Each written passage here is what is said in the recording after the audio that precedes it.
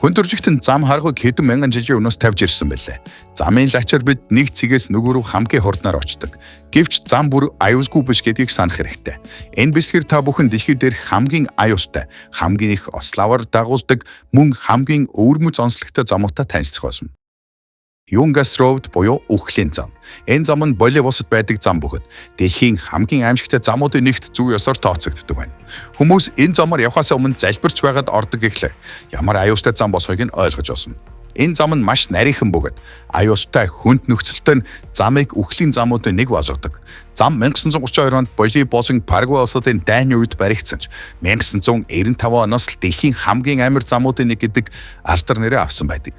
Яагаад яг энэ үед ийм нөхцөл болсон бэ гэхлээр тухайн үед энэ зам дээр анх удаа автобуснууд явдаг болж 1994 онд энэ замнаас 24 автобус хавцлан унснаар ийм нэр олж авсан юм. Непал дахь Карнажи зам.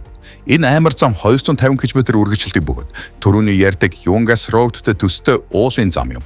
Карнажи зам жил бүр дунджаар 50 хүний амь насыг залхидаг гэжээ. Энэ зам маш нарийнхан тул машин байтугай мотоциклтай явхад ч хүмүүс доош нисэх тохиолдол олзноор гардаг байна. Замын нэг тас нь хад асар бос, нөгөө тас нь өндөр хавцлын ярмаг. Энэ зам дээр хавцлан унахаас аврах замын хашлах байхгүй нь болон хөрсний нуурст чозон нуранг зэрэг нь ослуудын гол шалтгаан болж байгаа юм. Энэ зам маш олон хот тосгодог холбох гол зам тул хэдийгээр их хэмжээний ославаар тохиолддогч өдөр бүр хэдэн зуун машин техник зорчдог байна. Эхний үзүүлсэн 2 зам ядуу буурын орнуудын зам байсан бол дараагийн ярих зам Европын өндөр хөгжилтэй Норвеги улсын Атлантын зам юм. Атлантын зам бол байхалтай үзэсгэлэнтэй харуулцтай дээр мөн өндөр аюултай замд тооцогддог. Замын 8 км орчмын жижиг арлуудаар дайрч өнгөрдгөөс шалтгааж машинууд хүчтэй салхи далайн давуулга зэрэгтэй тулгардаг байна. Хэдий Европтой энэ зам маш аюултай замдаа ордог дэдэгч жуучид энэ замаар явах дуртай гэжээ. Банк шахуу хүчтэй давуулга үүсэж зам руу орж ирж байдгаас энэ замын аялал сүүлчийн аялал болоогүй зос мартагдчихгүй сайхан дурсан ч үлдээдэг байна. Кабул Жалалабад автозам. Афганистан. Афганистаны нийслэл Кабул хотоос Жалалабад орох энэ зам 60 км үргэлжлэх ба гентийн огцом эргэж өндөр цавчим хаттай ээлжид нэг үхлийн уулын зам юм. Энэ зам дээр өдөр болгоно нүд талтрам ослоод болбно.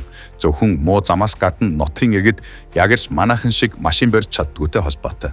Афганистан улс өөрөө ядуу буураа улс тул энэ зам дээрх ослын мэдээлүүд янз байдагч хамгийн дайгуу тоо баримтнал энэ замыг Афганистан төдийгүй дэлхийд дээгүүр орох аюултай зам гэдгийг илтгэдэг юм.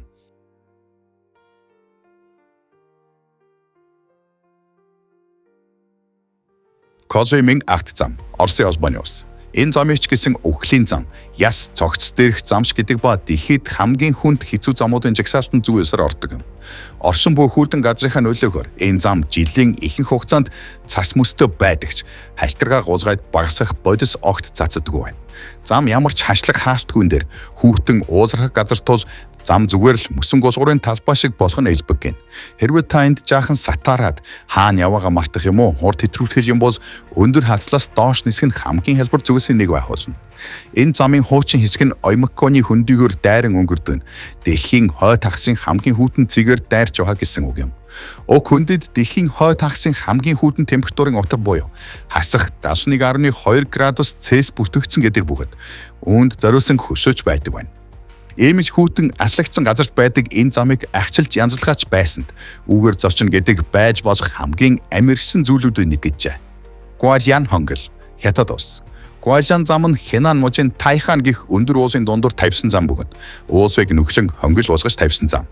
Энэ замыг тавьсан гол зорилго бол Гуажян гих жижиг тосгоныг соёл төвшөнтэй холбох цор ганц зам болгон 1972 онд тавьсан зам юм. Одоо үед энэ зам жуучдын сонирхох дуртай алдартай зам болсноо хонгилуудад цамх гаргаж хөндийг өндрөөс харах боломж олгож байгаатай холбоотой гэдэг. Энэ зам бороотой үед онцгой аюултай болдог бөгөөд замын хаалтгүй огцом эргэлттэй хэсгүүд норхороо хамгийн аюултай гэжээ.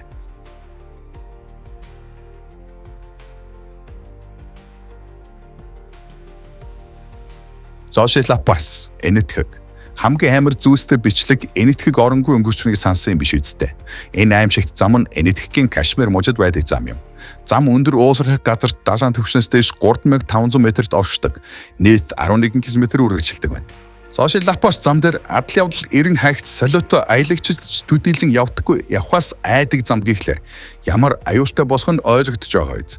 Гэвч энэ л үхлийн замаар маш олон энергийг жолоочод өдөр болгон бүр шөнийн цагаар давхицгаад гэд боддоо. Passage du Roi, Франц улс.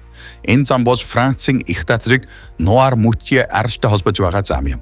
Энэ замын онцлог нь өдөрт 2 удаа далайн таталтын дараа хитгэн цагт усгүй ил гардаг зам гэжээ.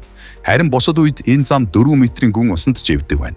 Энэ гайхалтай онцлогтой замын урт нь 4.5 км бөгөөд тийм урт замд тооцогдохгүйч аюултай замын тонд заавал орно. Хэдийгээр замын эхлэл төгсгөлд нь хизээ энэ замаар явж болох тавсаар хуваар нь байдагч хүмүүс яаж сандарч хожимдож ороод тэг голдоо гацах тохиолдол гардаг байна. Ийм гацсан хүмүүс зориулсан бүр аврах цамхагч зам дагуу байдагч машиныг нь аврах ямар ч арга байдаггүй юм.